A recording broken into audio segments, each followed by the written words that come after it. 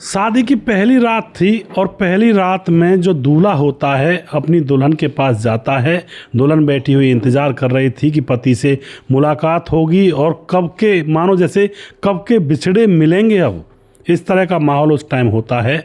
दूल्हा अपनी पत्नी के पास जाता है और जा करके बैठ करके पत्नी बात करने की कोशिश करती है, लेकिन दूल्हा चुपचाप बैठा रहता है। और उसके बाद जो पत्नी होती है खूब बात करना चाहती है, लेकिन दूल्हा ऊपर छत की तरफ देख रहा था। कभी इधर देखता, कभी उधर देखता, कभी ऊपर छत को देखता, लेकिन बात नहीं कर रहा था। तभी एकदम से दूल्हा खड़ा होता है, अपने कपड़े बदलता है, जो नॉर्मल कपड़े होते हैं दूल्हे की ड्रेस को उतार देता है। फिर अपनी पत्नी से कहता है कि 1 मिनट आप रुक जाओ, मैं एक बल्ब लेकर आता हूँ, क्योंकि ये बल्ब है जो ये फ्यूज़ है और कम लाइट वाला, यानी कि छोटा बल्ब 0 वाट का बल्ब लेकर आता हूँ। अब पत्नी कहती है ठीक है ले आइए। उसके बाद वह बल्ब लेने के लिए वहाँ से निकल जाता है। लेकिन दोस्तों बल्ब लेने के लिए निकला था, फिर वापस लौटता ही नहीं है। उसको 5 दिन हो जाते हैं और 5 दिन तक दुल्हन इंतज़ार करती रहती है, पर दूल्हा गायब था। और उसके बाद जो हुआ, पुलिस भी इस मामले की छानबीन करती है। और जब यहाँ पर जो कर्मकांड पुलिस को देखने को मिलता है दोस्तों, सभी लोग यहाँ पर कुछ तो अचंभे में रह जाते हैं, कुछ लोग हंसने लगते हैं और तरह तरह की बातें समाज के लोग कहने लगते हैं। आखिर क्या तो मामला था, जो दूल्हा बल्ब लेने के लिए गया था सुहागरात वाली रात, और वह 5 दिन तक लौटा ही नहीं। पूरी कहानी यहाँ पर जानेंगे। छोटी सी कहानी है, लेकिन इससे हमें बहुत कुछ सीखने को भी मिलेगा। नमस्कार, मैं हूँ सुदेश कुमार और तिरछी बात चैनल में आपका स्वागत है। यह घटना घटित होती है उत्तर प्रदेश के मेरठ के अंदर, सरदाना थाना क्षेत्र के अंदर एक गाँव पड़ता है। उस गांव के अंदर मोहन सिंह नाम का एक लड़का रहा करता है, जिसकी उम्र होती है 25 साल। और उसके घर में उसके माता पिता हैं और यह प्राइवेट जॉब किया करता है। अच्छी खासी जॉब चल रही है, छोटी ही जॉब थी, लेकिन वो खुश था। कुछ माता पिता को पैसे दे दिया करता, कुछ अपने आप खर्च कर लिया करता। लेकिन उसकी उम्र 25 साल हो चुकी थी, तो माता पिता उसकी उम्र को देखते हुए सोचते हैं कि भाई अब इसकी शादी का टाइम हो गया है, कमा भी रहा है जैसा तैसा, तो माँ बाप उसके लिए लड़की ढूंढने लगते हैं। लेकिन जैसे ही माँ बाप इसकी शादी की बात किया करते, तो यह थोड़ा सा पता नहीं उदास सा हो जाया करता और ये भी कहा करता मम्मी पापा अभी शादी नहीं करनी, मुझे बाद में करूँगा। लेकिन माँ बाप कहते हैं कि बाद में कब करेगा, जब 30 साल का हो जाएगा, जब बच्चे भी पैदा नहीं होंगे, सारे तंतु तुम्हारे मर जाएंगे, तब करेगा शादी। इस तरह से दोस्तों अब यहाँ पर इससे कहते हैं और अब यह शादी के लिए मान जाता है।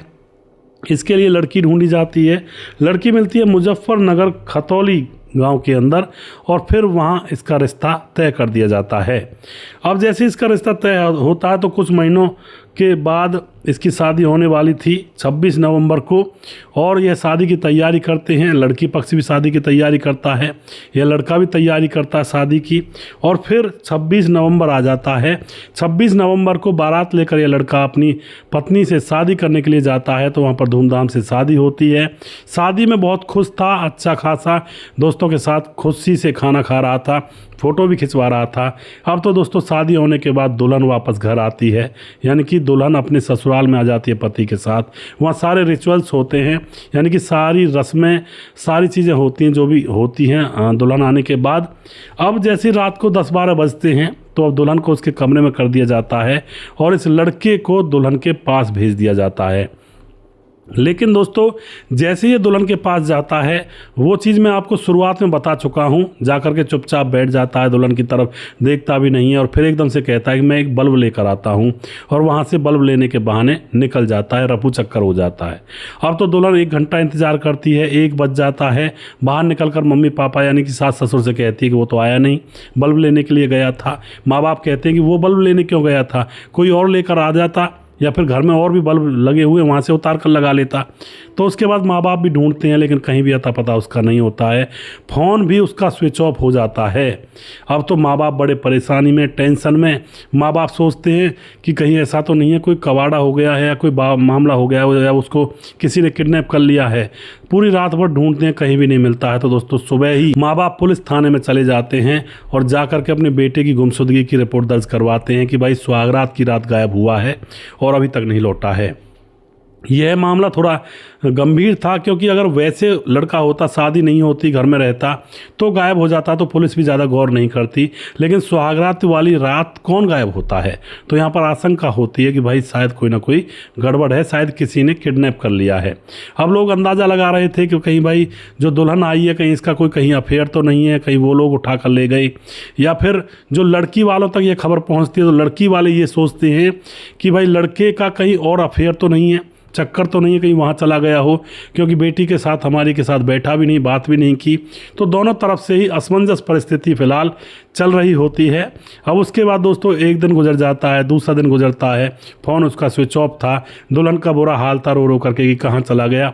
और दोस्तों उसके 5 दिन गुजरने के बाद तारीख आती है 1 दिसंबर। 1 दिसंबर को अचानक से उसका फ़ोन चालू होता है और अपने माँ बाप के पास फ़ोन करके रो रहा होता है, रो रो कर बता रहा होता है कि माँ बाबा मुझे ले जाओ, मुझे तुम्हारी याद आ रही है और मैं तो हरिद्वार में हूँ। अब तो दोस्तों ये माँ बाप पुलिस को लेकर हरिद्वार पहुँचते हैं और उससे कुछ नहीं कहते हैं, चुपचाप उसको घर ले आते हैं।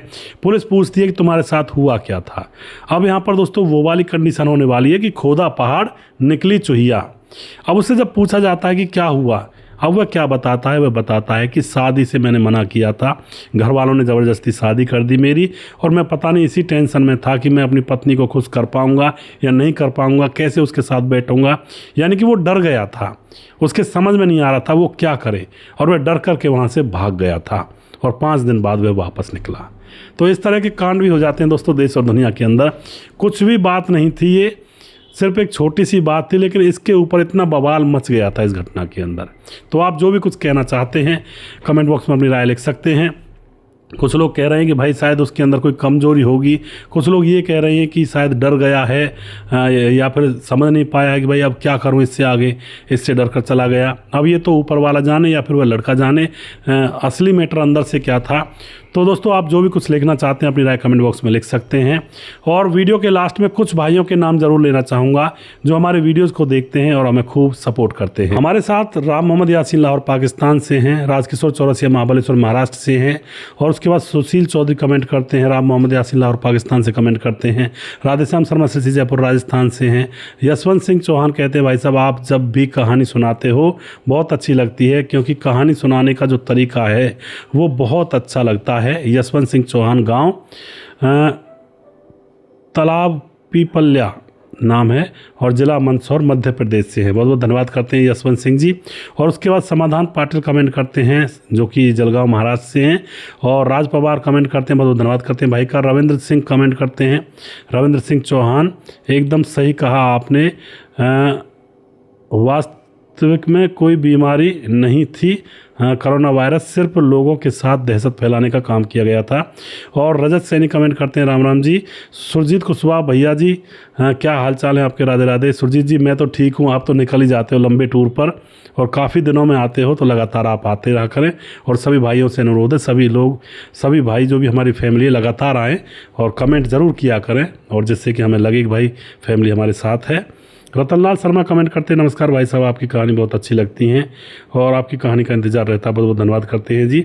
साड़ा सर से हैं और सुन रहे हैं। उसके बाद दुगम दोगा आपका मैं देख रहा हूँ वीडियो, लाइक कमेंट करता हूँ और नाम हमारा भी बता दीजिएगा। जी बिल्कुल आपका नाम मैंने लिया है भाई साहब जी। सत्तर। उसके बाद हमारे साथ हैं प्रवीण बघेल शिवपुरी से हैं, और पूर्णा पत्रा कमेंट करते हैं बहुत अच्छी कहानी। मोहम्मद इब्राहिम लघारी कमेंट करते हैं हमारे भाई लगातार बने रहते हैं। सुजीत कुमार हमारे भाई लगातार बने रहते हैं। विंध्याचल राजभार लगातार हमारे वीडियोज़ को फॉलो करते हैं। सूरज डीओ हमारे भाई फिजी से हैं, बहुत ही आशीर्वाद अपना देते हैं, बहुत बहुत धन्यवाद करते हैं भाई का। यशवंत सिंह चौहान आप मेरे गाँव का नाम ज़रूर लें, गाँव तालाब पीपल्या, ज़िला मंदसौर मध्य प्रदेश। अब तो मैं सीख गया हूँ इसको कहना, और आप बुरा मत मानिएगा यशवंत भाई, मैं इसको कह नहीं पा रहा था 2-3 वीडियो से। तालाब पीपल्या ये नाम है आपके गांव का नाम, अब कहने लगा हूँ।